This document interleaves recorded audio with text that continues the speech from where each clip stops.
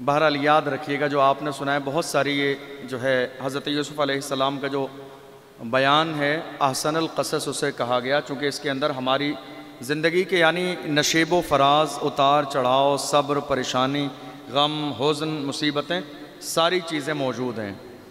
تو اب اس کے بعد یوں تو بہت ساری چیزیں ہیں، لیکن میں سوچ رہا ہوں کہ آپ کو آج سورہ کہف سناؤں، ٹھیک ہے، اور اس کی تفسیر بتائیں۔ بسم اللہ الرحمن الرحیم۔ ام حسبت ان اصحاب الكهف والرقیم كانوا من آیاتنا عجبا اذ اوى الفتية الى الكهف فقالوا ربنا آتنا من لدنك رحمة وهيئ لنا من امرنا رشدا فضربنا على آذانهم في الكهف سنين عددا ثم بعثناهم لنعلم أي الحزبين أحصى لما لبثوا أمدا نحن نقص عليك نبأهم بالحق إنهم فتية آمنوا بربهم وزدناهم هدى۔ حضرت عیسیٰ علیہ السلام کے آسمان پر اٹھائے جانے کے بعد کی بات ہے یہ۔ یہاں پر ایک اور چیز کی وضاحت کر دوں کہ آج بھی ایک بڑے طبقے کا یہ نظریہ ہے کہ حضرت عیسیٰ علیہ السلام کو قتل کر دیا گیا، سولی چڑھا دیا گیا، ٹھیک ہے، حالانکہ ایسا نہیں ہے، یہ غلط عقیدہ ہے، ٹھیک ہے۔ قرآن شریف کے اندر باضابطہ 6 پارے میں اس کی تفصیل موجود ہے۔ قرآن میں کہا وَمَا قَتَلُوهُ وَمَا صَلَبُوهُ وَلَكِنْ شُبِّهَ لَهُمْ، کہ حضرت عیسیٰ علیہ السلام کو جو لوگ قتل کرنے کے لیے آئے تھے اور آپ کے گھر میں ایک شخص داخل ہوا، کافی دیر ہو گئی تھی، آپ گھر سے باہر ہی نہیں آ رہے تھے، اور ایک شخص جب داخل ہوا تو اللہ نے وَلَكِنْ شُبِّهَ لَهُمْ، بلکہ اللہ نے جو عیسیٰ علیہ السلام کے چہرے کی شباہت تھی وہ اسی شخص پر ڈال دی جو اندر گیا تھا، ٹھیک ہے، اور حضرت جبریل امین کو بھیجا، خبر دی، اور اللہ نے حضرت عیسیٰ علیہ السلام کو آسمان پر اٹھا لیا۔ قرآن میں اسی آیت کے بعد کہا گیا وَمَا قَتَلُوهُ وَمَا صَلَبُوهُ وَلَكِنْ شُبِّهَ لَهُمْ، اس کے بعد فرمایا بَلْ رَفَعَهُ اللَّهُ إِلَيْهِ، بلکہ اللہ نے انہیں بلندیوں پر اٹھا لیا عیسیٰ علیہ السلام کو۔ تو مشابہت ڈال دی اس پر جو گیا اندر آپ کو دیکھنے کے لیے۔ تو جب وہ لوگ آئے تو انہوں نے حضرت عیسیٰ علیہ السلام سمجھ کر اپنے ہی بندے کو قتل کر دیا۔ جب پتہ کیسے چلا کہ یہ ہمارا بندہ ہی ہے؟ کہ چہرہ ہی بس حضرت عیسیٰ علیہ السلام کی طرح ہوا تھا، باقی جسم اور کپڑے، ہاتھ پیر سب اسی شخص کے تھے، سمجھے؟ تو قرآن نے وہ عقیدہ دیا۔ تو یہ جو واقعہ ہے اصحاب کہف کا، جس کو 15ویں پارے میں جہاں قرآن جو ہے نصف ہوتا ہے، آدھا جو ہے مکمل آدھا ہوتا ہے، وہیں پر تو یہ واقعہ مفسرین فرماتے ہیں کہ یہ حضرت عیسیٰ علیہ السلام کے آسمان پر اٹھائے جانے کے بعد کی بات ہے، ٹھیک ہے۔ اس زمانے میں ایک جابر بادشاہ تھا، جابر اس کا نام نہیں تھا، جابر کا مطلب ہوتا ہے ظالم، ظلم کرنے والا۔ اس کا نام تھا دقیانوس۔ کیا نام تھا؟ ہاں، اس کا نام تھا دقیانوس۔ بہت ہی ظالم اور جابر بادشاہ تھا، اور وہ بت پرستی کرتا تھا، اللہ کے سامنے اپنی پیشانی کو نہیں جھکاتا تھا، اور اس کی یہ کوشش تھی کہ جتنے لوگ اللہ کے سامنے سر جھکائیں گے ان سب کو قتل کر دیا جائے گا، اور جو لوگ میری بات مان لیں گے اور بت پرستی کریں گے بس وہی زندہ رہیں گے، باقی سب کو قتل کر دیا جائے گا۔ بس یہ دور تھا۔ قرآن نے کہا ام حسبت ان اصحاب الکہف والرقیم کانوا من آیاتنا عجبا، کیا تمہیں معلوم ہے ان پہاڑ والوں کے بارے میں جو پہاڑ کی غار میں رہے؟ کانوا من آیاتنا عجبا، اللہ فرماتا ہے یہ بھی ہماری نشانیوں میں سے عجیب و غریب نشانی ہے۔ کانوا من آیاتنا عجبا، عجبا کا مطلب ہوتا ہے عجیب و غریب، یعنی انسان کی جو ظاہری فطرت ہے اس سے مختلف، اس کو کہتے ہیں عجیب و غریب۔ تو قرآن نے کہا کانوا من آیاتنا عجبا، اللہ فرماتا ہے یہ ہماری عجیب و غریب نشانیوں میں سے ایک نشانی ہے اصحاب کہف کا واقعہ۔ اے محبوب، کیا آپ کو معلوم ہے ان لوگوں کے بارے میں جو رقیم جو ہے اس علاقے کا نام ہے، تفسیر میں ہے کہ رقیم اس علاقے کا نام ہے، اور کہف کہتے ہیں ایک غار کو جس کے اندر جو ہے بندہ جا کے بہت اندر والی غار جو ہے جس میں بندہ چھپ سکتا ہو۔ اذ اول فتیۃ الی الکہف، جبکہ اس زمانے میں چند نوجوان اس غار کی طرف آئے پناہ لینے کے لیے۔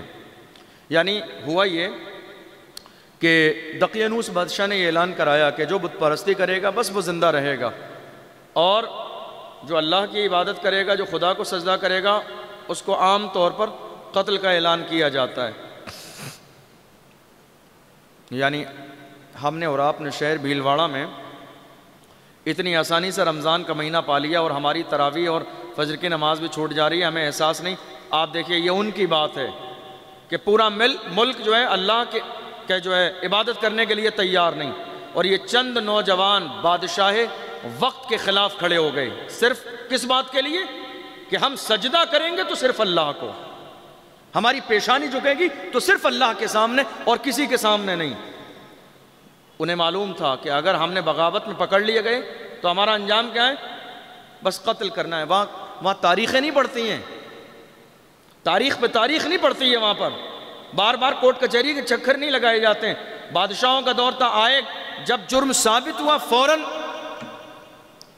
وہ جانتے تھے یہ ہمارے ساتھ ہو سکتا ہے، لیکن اس کے باوجود ایمان دیکھیے، ایمان کتنی عظیم چیز ہے، ایمان کتنی بڑی دولت ہے۔ اذ اول فتیۃ الی الکہف، وہ نوجوان جو ہے آئے۔ ان نوجوانوں کے بارے میں وہ کتنے لوگ تھے؟ کسی نے کہا 3 تھے، 5 تھے، 2 تھے، 1 تھا۔ قرآن شریف نے کہا وہ 7 لوگ تھے۔ قرآن میں ہی ہے، اسی پارے میں جسٹ اگلی آیت میں، اگلی 2-3 آیت کے بعد جو ہے اس کی تفصیل ہے۔ 7 لوگ تھے، 7 نوجوان، وہ نکل گئے۔ وہ نکلے اور فجر کے وقت، طلوع آفتاب کے وقت، جب صبح میں سورج نکلتا ہے، اس وقت جا کے وہ اسی غار میں چھپ گئے۔ غالباً انہوں نے سوچا ہوگا کہ جب رات کا اندھیرا آئے گا پھر ہم یہاں سے نکلیں گے، جب تک اندھیرا رہے گا سفر کر لیں گے، جیسے روشنی آئے گی پھر کہیں چھپ جائیں گے۔ اس طرح سے ہم بہت دور دقیانوس بادشاہ کے ظلم سے باہر نکل جائیں گے۔ فَقَالُوا رَبَّنَا آتِنَا مِن لَّدُنْكَ رَحْمَةً، تب جب وہ لوگ یہاں پر آ گئے تو انہوں نے دعا کی، اے اللہ ہمیں اپنی رحمت کا حصہ عطا فرما، وَهَيِّئْ لَنَا مِنْ أَمْرِنَا رَشَدًا، اور ہمارے لیے ہدایت کے اسباب مہیا فرما۔ یعنی وہ دعا کر رہے تھے، اے اللہ ہم جس عقیدے پر قائم رہنا چاہتے ہیں تو ہمیں ثابت قدمی بھی عطا فرما اور اس کے اسباب بھی مہیا فرما۔ سمجھے، ہم اگر دین پر قائم ہیں تو یہ ہماری کوشش سے نہیں، اللہ کی رحمت سے ہے۔ یہ دعا کرنا چاہیے، اے اللہ تو ہمیں دین پر ہمیشہ ثابت قدمی عطا فرما، ہم زندہ رہیں تو دین پر، دنیا سے جائیں تو دین پر۔ تو انہوں نے دعا کی، فَضَرَبْنَا عَلَىٰ آذَانِهِمْ فِي الْكَهْفِ سِنِينَ عَدَدًا، تو صبح کے وقت میں دوڑتے دوڑتے کافی دیر ہوگی، پریشان ہوتے ہوئے جیسے تیسے ان کے ظلم سے نکل کے آئے اور اس پہاڑ کے سامنے آ گئے۔ اندر سا جو ہے پہاڑ تھا، جا کے اس کے اندر کیا ہوا، تھکے آ رہے تھے، لیٹ گئے۔ اللہ نے فرمایا فَضَرَبْنَا عَلَىٰ آذَانِهِمْ، آذان، یہ جو آذان ہے نا، آذان یہ اذن کی جمع ہے، اذن کہتے ہیں کان کو، ٹھیک ہے۔ فَضَرَبْنَا عَلَىٰ آذَانِهِمْ فِي الْكَهْفِ سنین عددا، سنین کہتے ہیں سالوں کو، اور عددا مانی چند سالیں، عددا مانی یہ شمار کے معنی میں، گنتی میں۔ تو اس کا مطلب یہ ہوا فَضَرَبْنَا عَلَىٰ آذَانِهِمْ، تو ہم نے ان کے کانوں کو ایسا کر دیا کہ انہوں نے کچھ سنا ہی نہیں اور اس غار میں سو گئے۔ سنین عددا، تقریباً 300 سال۔ کتنے دن سوئے؟ 300 سال۔ اللہ نے فرمایا نا، یہ ہماری عجیب و غریب نشانیوں میں سے ایک نشانی ہے، اصحاب کہف۔ انسان جو ہے مشکل سے 70-80 سال کی اسے زندگی ملتی ہے، پھر اس کے بعد کفن دفن ہو جاتا ہے، 2-4-6 مہینے کے بعد آپ دیکھ لیجئے قبر کھل جاتی ہے تو جسم کا پتہ نہیں ہوتا ہے، الا ماشاء اللہ۔ اکثر و بیشتر لوگوں کی قبر میں کچھ بھی نظر نہیں آتا، خالی پڑی ہوتی ہیں، جسم کی ہڈیاں اور ساری چیزیں جو ہے بالکل مٹی میں، خاک میں مل جاتی ہیں۔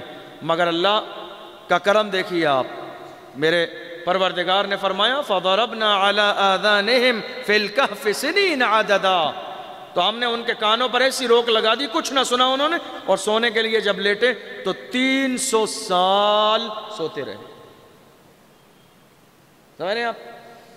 اب ان 300 سالوں میں کیا ہوا؟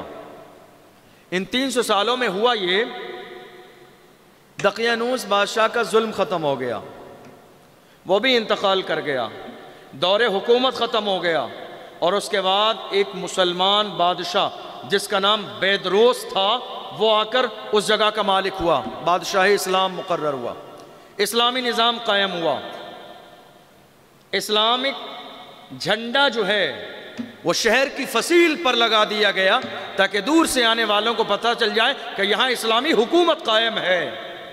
سمجھ رہے ہیں آپ؟ نظام بدل گیا، سکے بدل گئے، انداز بدل گیا، طرز بدل گئی، فکر بدل گئی، نظریات بدل گئے، روایتیں بدل گئیں، عبادت کا انداز بدل گیا، اللہ کے سامنے سجدہ کرنے کا انداز بدل گیا ان کا، کوئی کسی کے سامنے سجدہ کرتا تھا، کوئی کسی کے سامنے۔ اب وہ دور آ گیا ہے کہ پیشانی صرف اللہ کے سامنے جھکے گی۔ 300 سال کا زمانہ گزرا، سمجھ رہے ہیں آپ؟ لیکن کیا ہوا تھا؟ بات اسی زمانے کی ہے جب دقیانوس بادشاہ زندہ تھا، تو جب یہ لوگ چلے گئے غار میں جا کے سو گئے، ان کے سونے کا انداز کیا تھا کہ آنکھیں کھلی تھیں، یعنی آنکھیں بند نہیں تھیں، ایسے آنکھیں کھلی تھیں، یہ تفسیر اوریجنل، ان کی آنکھیں کھلی تھیں اور اسی حال میں سو گئے۔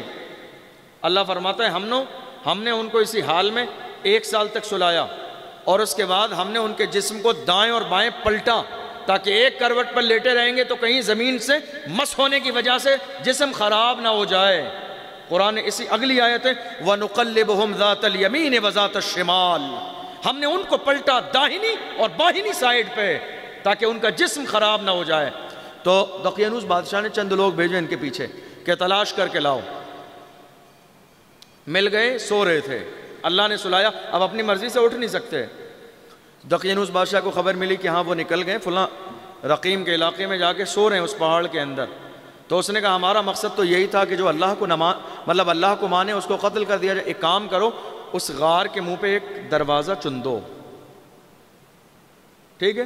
اب نہ تو ہوا نہیں ہے، نہ پانی، نہ کھانا، کوئی چیز نہیں ہے، یہ مقصد قتل ہے تو اس انداز میں قتل کر دو، اٹھاؤ ہی مت۔ ایک شخص کو ذمہ داری دی دقیانوس بادشاہ نے، کہا کہ یہ تمہاری ذمہ داری ہے کہ جا کے وہاں دیوار بنا کے اس کا پورا منہ بند کر دو۔ جس شخص کو ذمہ داری دی وہ بڑا اچھا انسان تھا، اس نے کیا کیا؟ اس نے ایک تختی لکھی اور ان تختی پر ان 7 لوگوں کے نام لکھے، پورا واقعہ لکھا کہ یہ واقعہ ہے، یہاں ایسا دور حکومت ہے، فلاں بادشاہ کا دور ہے، اس کی وجہ سے یہ لوگ بھاگے ہیں، غار میں آ کے چھپ گئے ایمان بچانے کے لیے، یہ دور ہے، یہ سن ہے، یہ وقت ہے، ان کے نام یہ ہیں، یہ 7 لوگ ہیں اور یہ یہاں آ کر بند کیے جا رہے ہیں۔ یہ ساری چیزیں اس نے تختی میں اپنی مرضی سے لکھ دی، بادشاہ سے کوئی ذکر نہیں کیا دقیانوس سے، اور ایک چھوٹے سے صندوق میں رکھا اس کو، اور لا کے جب وہ دیوار بنائی غار کے منہ پر تو صندوق پہ وہیں دبا دیا تاکہ کبھی غار کھلے۔ دیکھو اللہ کی شان دیکھو، حالانکہ یہ کوئی ممکن بات نہیں تھی، غار کھلے نہ کھلے وہاں نام لکھنے کا کوئی مطلب، وہ یہ سوچ لیتا کہ اب یہ تو مر ہی جائیں گے تو یہ جو تختیاں لکھنے والی کام ہی نہیں آئیں گی، لیکن اللہ کی شان دیکھو کہ جو 300 سال بعد جس کی ضرورت پڑنے والی ہے اللہ نے 300 سال پہلے وہ انتظام کرا دیا ہے۔ ان اللہ علی کل شیء قدیر، میرا پروردگار ہر چیز پر قادر ہے، وہ جو چاہے وہ کر سکتا ہے، اس کی خدائی میں کسی کا ساجھا نہیں، اسے کسی سے رائے مشورہ نہیں لینا ہے، وہ مالک کل ہے، وہ خالق کل ہے۔ فاطر السماوات والارض، زمین و آسمان کو پیدا کرنے والا ہے۔ جو بات 300 سال کے بعد آنے والی ہے 300 سال پہلے خدا نے انتظام کر دیا، حالانکہ وہ سوچ لیتا یہ تو مر ہی جائیں گے، ضرورت ہی کیا پڑے گی ان کی، کوئی آئے گا ہی نہیں۔ ہوا کیا؟ جب 300 سال کے بعد اب یہ تختی لگا دی اور دیوار بند کر دی، سارا کام ہو گیا اور وہ مطمئن ہو گیا کہ اب یہ مر گئے، بات ختم ہو گئی ان کی۔ جب دوسرا بادشاہ آیا، 300 سال کا زمانہ گزرا، ان کو سوتے ہوئے بیدروس بادشاہ کا نام ذکر کیا گیا مفسرین نے، وہ آیا، اسلامی بادشاہ تھا۔ اس زمانے میں ایک اختلاف شروع ہوا، یعنی اختلاف بھی ہر زمانے میں رہا ہے، سکون کبھی نہیں رہا، سمجھ رہے ہیں آپ؟ اختلاف ہر زمانے میں رہا، سکون کبھی نہیں رہا، لیکن ہاں اتنا سکون تھا کہ اس زمانے کا جو اختلاف تھا وہ انا کا اختلاف نہیں تھا، لوگوں کا اختلاف اس لیے تھا تاکہ حق ظاہر ہو جائے۔ وہ انا کا اختلاف نہیں تھا کہ میری یہ ناک ہے اونچی رہ جائے۔ ناک کا اختلاف کسی دور میں نہیں رہا، یہ صرف 2023 ہے جہاں ناک کا اختلاف ہے، جہاں غرور، تکبر، انا کا اختلاف ہے۔ اس زمانے میں حق کا اختلاف تھا کہ حق ظاہر ہو جائے، اور ایمان والے کی پہچان یہ ہے کہ وہ اپنی خواہش کے تابع نہیں ہوتا ہے، وہ اپنے دین کے تابع ہوتا ہے۔ ایمان کی علامت یہ ہے جب حق ظاہر ہو جائے تو قبول کر لیں۔ حق ظاہر ہونے کے بعد اگر آپ نے قبول نہیں کیا تو خوف کیا جاتا ہے آپ کے اوپر کہ کہیں آپ گمراہ نہ ہو جائیں۔ حق ظاہر ہونے کے بعد اگر بہانے بنائیں، ارے ایسے کیسے کہہ دیا، یہ تو مولاناؤں کا کام ہے، یہ تو عالموں کا کام ہے، یہ تو مولاناؤں کی لڑائی ہے۔ آج یہی ہوتا ہے ہمارے یہاں، قوم مسلم میں یہی ہوتا ہے۔ ہر آدمی چاہتا ہے مسئلہ میری مرضی کے مطابق بیان کیا جائے، اگر میرے خلاف ہو گیا یا میری رائے کے خلاف ہو گیا، کہتا نہیں یہ تو مولانا لوگوں کے مسئلے ہیں۔ یہ ایسی سوچ ہے، اس میں بندے کا ایمان خراب ہو جاتا ہے۔ کوئی بھی عالم اپنی ذاتی رائے پیش نہیں کرتا ہے، اللہ و رسول کا فرمان پیش کرتا ہے۔ حق یہ ہے کہ جب ظاہر ہو جائے تو قبول کر لیں، یہی آپ کی آخرت اور نجات کا ذریعہ ہے۔ اب 300 سال کے بعد اختلاف شروع ہوا۔ اس زمانے میں اختلاف کیا تھا؟ پہلا اختلاف کہ مرنے کے بعد کوئی دوبارہ زندہ نہیں ہوگا۔ حالانکہ یہ ابھی بھی بہت سارے لوگوں نے سوچا ہوا ہے۔ کوئی شراب پیتا اسے کہ بھیا شراب پینا چھوڑ دے گا ورنہ قبر میں بہت عذاب ملے گا، تو کہا جب ہوگا تو دیکھا جائے گا۔ کس نے دیکھا ہے؟ یہ جملہ لوگ بولتے ہیں، کس نے دیکھا ہے؟ جھوٹ بولنے والے سے کہو جھوٹ نہ بولو، اللہ کی ناراضگی کا ذریعہ ہے، عذاب دیا جائے گا مرنے کے بعد۔ وہ کہتے ہیں مرنے کے بعد کس نے دیکھا ہے؟ کوئی کسی کا مال دبا لے، اسے کہو خدا کے بندو مال یہ امانت ہے، واپس کرو، تمہیں قیامت کے دن دینا ہے ورنہ عذاب دیا جائے گا۔ بندہ کہتا ہے کس نے دیکھا ہے؟ دیکھا جائے گا بعد میں۔ یاد رکھو یہ جملہ کوئی کہتا ہے نا کس نے دیکھا ہے، یہ جملہ ہی غلط ہے سرے سے۔ ایک دیکھنے والے کا کہاں مان لیا ہے، بن دیکھے تجھے ہم نے خدا مان لیا ہے۔ کس نے دیکھا ہے؟ ارے دیکھنے والے ہمارے نبی ہیں، دیکھنے والے رسول اللہ ہیں، جنہوں نے بغیر حجاب کے خدا کو دیکھا ہے، جنہوں نے بغیر پردے کے خدا کو دیکھا ہے، جنہوں نے جنت کو دیکھا، جنہوں نے جہنم کو دیکھا، جنہوں نے عرش اعظم کو دیکھا، جنہوں نے قاب قوسین کی منزلیں دیکھی، ساری چیزیں دیکھی ہیں۔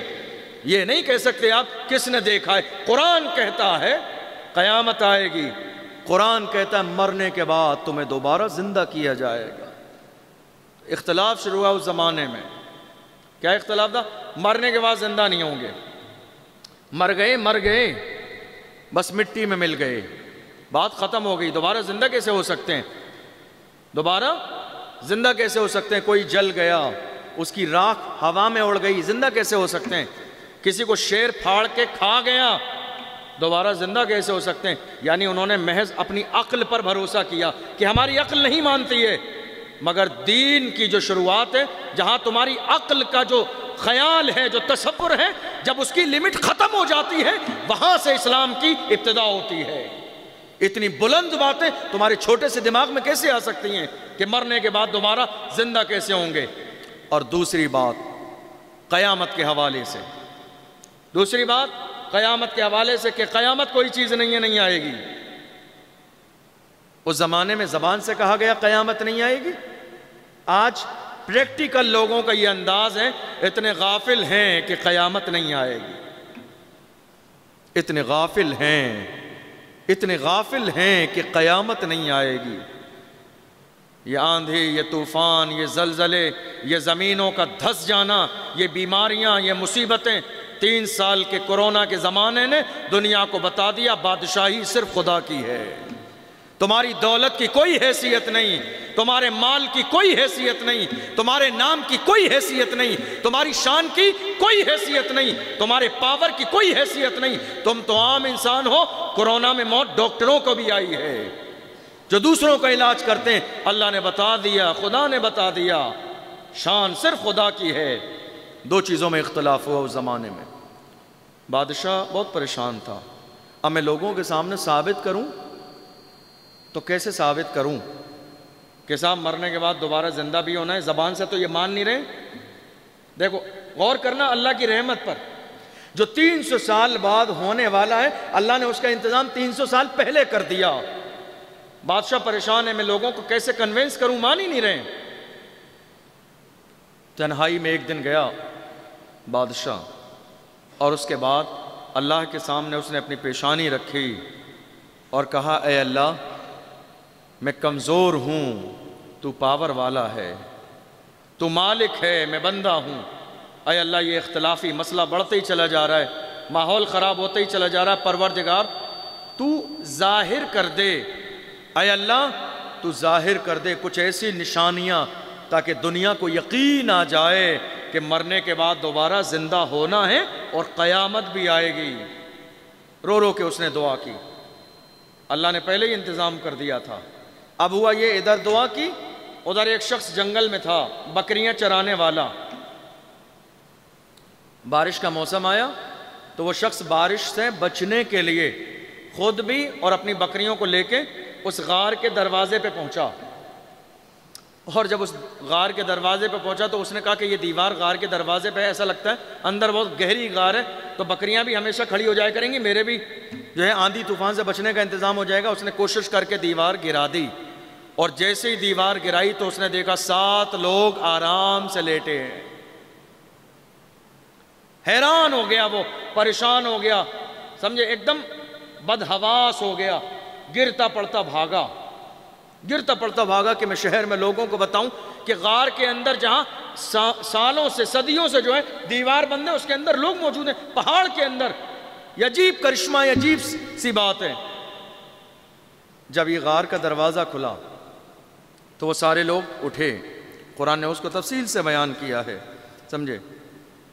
هؤلاء قوم اتخذوا من دونه آلهة لولا يأتون عليهم بسلطان بين فمن أظلم ممن افترى على الله كذبا وإذ اعتزلتموهم وما يعبدون إلا الله فأبوا إلى الكهف ينشر لكم ربكم من رحمته ويهيئ لكم من أمركم مرفقا وترى الشمس إذا طلعت تزاور عن كهفهم ذات اليمين وإذا غربت تقرضهم ذات الشمال وهم في فجوة من ذلك من آيات الله من يهد الله فهو المهتدي ومن يضلل فلن تجد له وليا مرشدا وتحسبهم أيقاظا ورقود وهم رقود ونقلبهم ذات اليمين وذات الشمال۔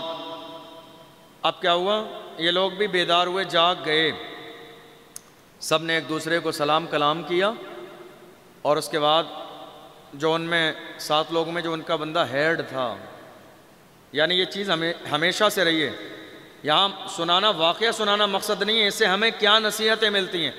7 لوگ ہیں، 300 سال سے اترے، اس کے بعد اٹھے، پھر بھی کون بولا؟ ان 7 لوگوں میں جو 7واں ان کا سردار تھا، اس نے کہا ایک کام کرو، اٹھو، اور اس کے بعد ان کے پاس کیا کچھ پیسے تھے۔ کون سے پیسے تھے؟ دقیانوسی زمانے کے سکے تھے، تو کہا ایک کام کرو وہ بھی سلامت رہے۔ ان کے سردار نے کہا ایک کام کرو، یہ لے کر جاؤ اور بازار میں دیکھو جو ہے صبح سے، وہ جب آئے تو وقت کون سا تھا؟ صبح کا وقت تھا، اور مفسرین فرماتے ہیں جب وہ جاگے تو وقت تھا مغرب کا، تو انہیں ایسا لگ رہا تھا ہم تو ابھی صبح ہی لیٹے تھے، اب دوپہر بھر ہم نے کھانا نہیں کھایا، تو وہ پیسے دیے دقیانوس بادشاہ کے زمانے کے، کہ ایک کام کرو اس کو لے کے جاؤ اور بازار سے کسی نان بھائی کی دکان سے کچھ روٹی وغیرہ کھانے کا سامان خرید کے لے آؤ۔ وہ بندہ گیا لینے کے لیے، ٹھیک ہے۔ اچھا یہاں ایک بات اور بھی ہے کہ جب یہ آئے تھے اور اس غار میں ٹھہرے تو ایک کتا بھی آیا، اب وہ بات اب آئی کتے والی۔ وَكَلْبُهُمْ بَاسِطٌ ذِرَاعَيْهِ بِالْوَصِيدِ، یہ جو لائن ہے نا، اس لائن کے بارے میں کہ اگر کوئی یہ لائن آدمی اپنے گھر کے دروازے پہ لکھ کے لگا لے تو اس کا گھر جلنے سے محفوظ رہے گا۔ اگر کسی کے خلاف کوئی کیس یا مقدمے بازی چل رہی ہو، اس آیت کو لکھ کر اپنے ہاتھ پر باندھ لے تو اللہ اسے کامیابی عطا فرمائے گا۔ اگر میں اس کی یہ ڈوڑے تعویذ کی بات کرنے لگوں تو بہت ساری اس کی فضیلتیں ہیں، لیکن دقت یہ ہے کہ کل ہی لوگ میرے پاس آ جائیں گے کہ یہی دقت ہے تو آپ جو ہے لکھ کے دے دیجئے، تو یہ ایک نیا کام ہو جائے گا۔ تو رمضان کے بعد اس کی پوری فضیلت بتاؤں گا آپ کو۔ تو وہ کتا جو ہے قرآن نے کہا وَكَلْبُهُمْ بَاسِطٌ ذِرَاعَيْهِ بِالْوَصِيدِ، وہ جو کتا ہے وہ ان کا غار کے سامنے اپنے جو ہے ہاتھوں کو پھیلائے بیٹھا ہے۔ جب آیا تھا تو انہوں نے اس کو بھگانے کی کوشش کی تھی کہ ایسا نہ ہو کہ کوئی آئے تو یہ اپنے منہ سے یا اپنے انداز سے یہ اشارہ کر دے، چونکہ کتے کی یہ فطرت میں کہ جب کوئی آتا ہے تو وہ اپنی آواز سے یہ ظاہر کرتا ہے کہ نہیں کوئی ہے۔ تو اصحاب کہف نے اسے اشارہ کیا کہ یہاں سے چلا جائے، تو اللہ نے اس کتے کو زبان عطا فرمائی۔ اس کتے نے کہا میں دشمن نہیں، آپ کا غلام ہوں، میں دشمن نہیں ہوں، آپ کی مخبری نہیں کروں گا۔ دیکھ لو، کتے بھی جانتے ہیں مخبری کرنا کتنا بڑا گناہ ہے، کتے بھی جانتے ہیں یہ بات، کہا نہیں کوئی آئے گا میں خبر نہیں دوں گا کہ آپ یہاں ہیں، بلکہ میں غلام بن کے دروازے پہ بیٹھوں گا کہ اگر کوئی آپ کو نقصان پہنچانے کی کوشش کرے تو میں آپ کی حفاظت کروں گا۔ ٹھیک ہے، اب دیکھیے، یعنی اگر ایک کتے کو بھی، آپ تو اشرف المخلوقات ہیں، اپنی قسمت پہ ناز کیجئے، اگر کسی اللہ والے کا دامن آپ کے ہاتھوں میں ہے تو ناز کریں اپنی قسمت پر۔ اگر ایک کتے کو اللہ والوں سے نسبت ہو جائے تو اللہ اس کتے کا ذکر بھی قرآن میں کرتا ہے، اللہ والوں کی نسبت کی وجہ سے۔ سمجھ رہے ہیں آپ؟ اگر کسی نیک بعمل، کسی مخلص اور صحیح سلسلے والے کا دامن آپ کے ہاتھوں میں ہے تو آپ خوش قسمت ہیں۔ پیری مریدی بہت اہم چیز بھی ہے، لیکن یہ نہ ہو کہیں بھی میلاد جلسے میں جو آج رسم بن گئی ہے، کوئی بھی شخص پہلی بار ہمارے یہاں آ جائے، اعلان ہو جائے گا صاحب بہت ہی زیادہ پہنچے ہوئے ہیں، ان کے دامن سے جو ہے وابستہ ہو جاؤ، سیدھے جنت میں جاؤ گے، کوئی راستے میں پوچھنے والا نہیں کچھ بھی۔ خدا کے بندو، یہ کیا یہ دین ہے جس کو جانا نہیں، پہچانا نہیں؟ غریب نواز تقریباً 20 سال جو ہے پیر کو پہلے تلاش کرتے رہے، پھر خدمت کرتے رہے، تب جا کے جو ہے ان کی بارگاہ سے فیض لیا۔ بہرحال بات لمبی ہو رہی، تو کتا وہاں موجود تھا۔ اب جب یہ اٹھے، ایک شخص گیا وہاں پر لینے کے لیے کھانا، تو اس نے جو ہے ایک دکان پر جو ہے وہ پیسے دیے دقیانوس بادشاہ کے زمانے کے، کہا کھانا دے دو۔ تو وہ ایک بندہ جو ہے، ایک تو وہ پیسوں کو دیکھتا اور اس کے چہرے کو دیکھتا کہ یہ کہاں سے سو کے اٹھ کے آیا ہے۔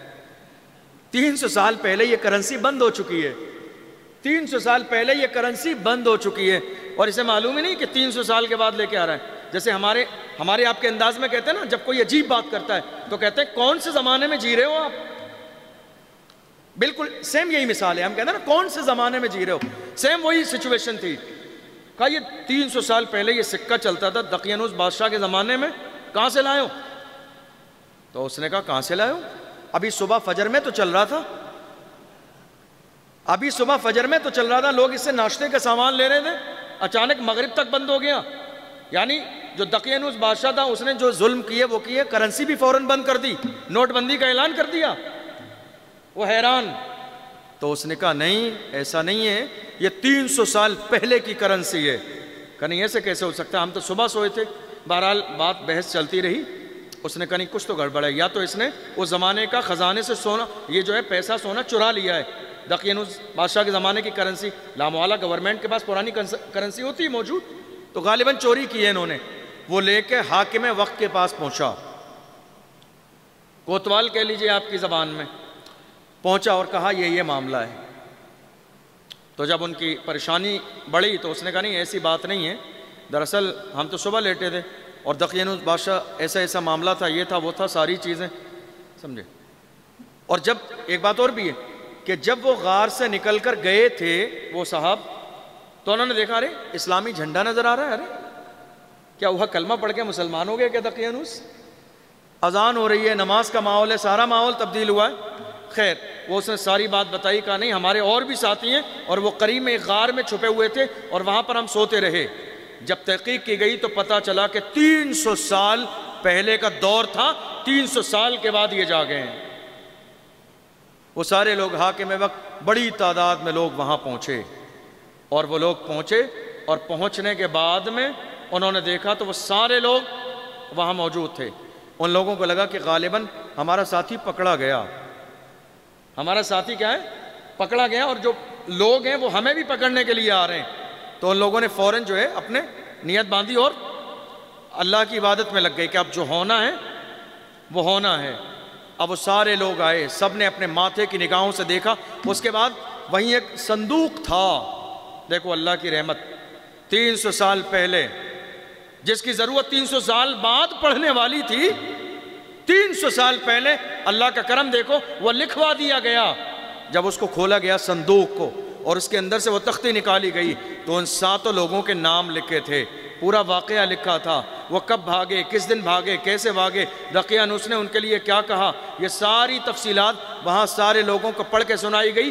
تو اس وقت میں جو لوگ اس بات کے منکر تھے کہ نہیں مرنے کے بعد کون ہے جو زندہ کر دے، انہوں نے توبہ کی اور وہ اس بات پر ایمان لائے کہ حقیقت میں ہمارے پروردگار کی وہ ذات ہے جو زندگی دوبارہ دینے پر بھی قادر ہے اور قیامت لانے پر بھی قادر ہے، گناہوں کو معاف کرنے پر بھی قادر ہے۔ اور اس کے بعد وہ سارے لوگ وہیں عبادت کرنے لگے۔ اس وقت بادشاہ نے یہ فیصلہ لیا کہ اب یہیں پر ایک جو ہے مسجد بنائی جائے گی۔ کیا ہوگا؟ ایک مسجد بنائی جائے گی، ٹھیک ہے۔ اچھا جب یہ چلے تھے وَكَذَلِكَ بَعَثْنَاهُمْ لِيَتَسَاءَلُوا بَيْنَهُمْ قَالَ قَائِلٌ مِّنْهُمْ كَمْ لَبِثْتُمْ قَالُوا لَبِثْنَا يَوْمًا أَوْ بَعْضَ يَوْمٍ۔ جب یہ سو کے اٹھے تھے تو کہا کتنی دیر ہو گئی؟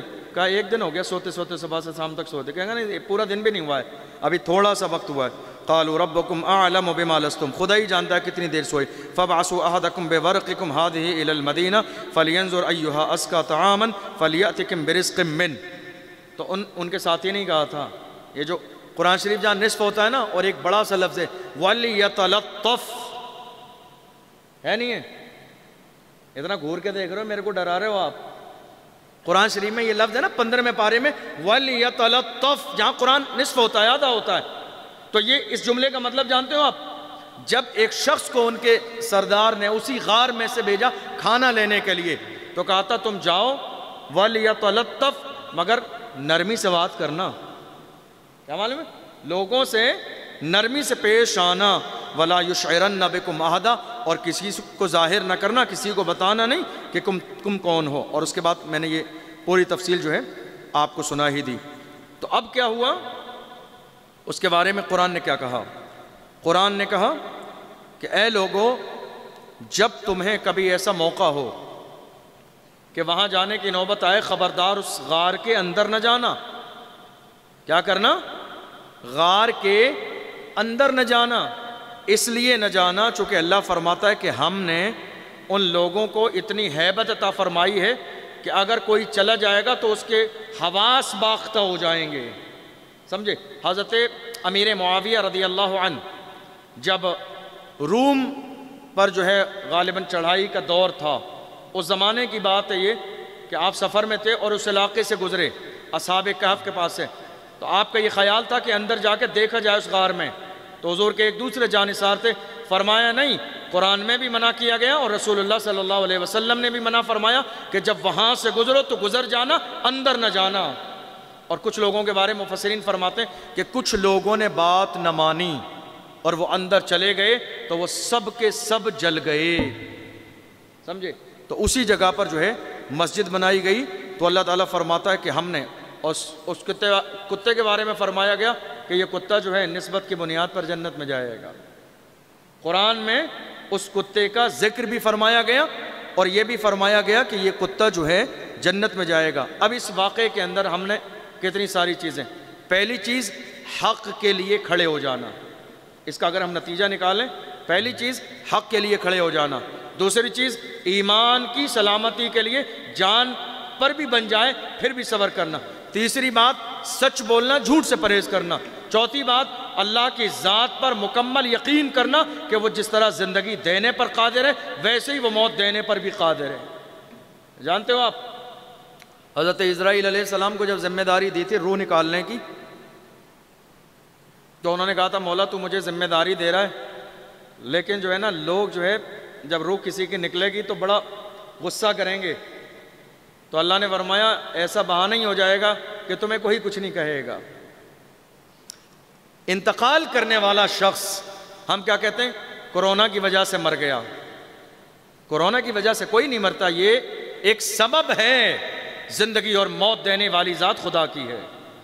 کوئی حادثے میں ایکسیڈنٹ سے مر گیا، ہم کہتے ہیں نہیں اگر یہ گاڑی کا پہیہ صحیح چلتا رہتا تو بندہ زندہ رہتا، نہیں، لیکن اللہ کا نظام ہے کہ اس کی موت کا دن اللہ نے رکھ دیا ہے۔ قرآن میں کہا گیا اذا جاء اجلہم لا یستأخرون ساعتا ولا یستقدمون، اللہ نے جو تمہاری موت کا وقت مقرر فرما دیا ہے، موت اسی وقت آنی ہے، نہ ایک لمحے پہلے آئے گی نہ ایک لمحہ بعد میں آئے گی۔ جتنا تمہارا رزق جہاں لکھا ہے وہاں اپنا رزق پورا کر کے رہو گے۔ میں بہت سارے ہماری لائن کے لوگوں کو یہ بات سمجھاتا ہوں، بس آخری بات بتا رہا ہوں آپ کو، ہماری لائن کے بہت سارے لوگوں کو یہ بات سمجھاتا ہوں، خدا کے بندو جب اس ممبر پہ بیٹھا کرو، ٹھیک ہے، جب اس محراب کے سامنے بیٹھا کرو تو حق بولا کرو علل اعلان۔ اس بات کی فکر نہ کیا کرو کہ لوگ امامت سے نکال دیں گے۔ رزق دینے والی ذات اللہ کی ہے، جتنا رزق تمہارا لکھا ہے دنیا کی کوئی طاقت تمہیں ادھر سے ادھر نہیں کر سکتی۔ رزق کا ذمہ جو ہے لوگوں پر نہیں ہے، رزق کا ذمہ امامت پر نہیں ہے، رزق کا ذمہ کمیٹی پر نہیں ہے، رزق کا ذمہ اللہ کی ذات پر ہے۔ وَمَا مِن دَابَّةٍ فِي الْأَرْضِ إِلَّا عَلَى اللَّهِ رِزْقُهَا، زمین میں کوئی جانور بھی ایسا نہیں ہے مگر یہ کہ اس کا رزق جو ہے اللہ کے ذمہ کرم پر ہے۔ اور پھر اللہ کا کرم دیکھیے، اللہ کا کرم دیکھیے، عجیب و غریب کیوں کہا گیا کہ جس واقعے کو ثابت کرنے کے لیے جس تختی کی ضرورت اور جس واقعے کی اور دوبارہ زندہ ہونے کی ضرورت 300 سال بعد پڑنے والی تھی، اللہ نے پہلی اس غار میں 300 سال پہلے سے اس کا انتظام کر دیا تاکہ دنیا کو پتہ چل جائے کہ اللہ ہر چیز پر قادر ہے، وہ جو چاہے وہ کر سکتا ہے۔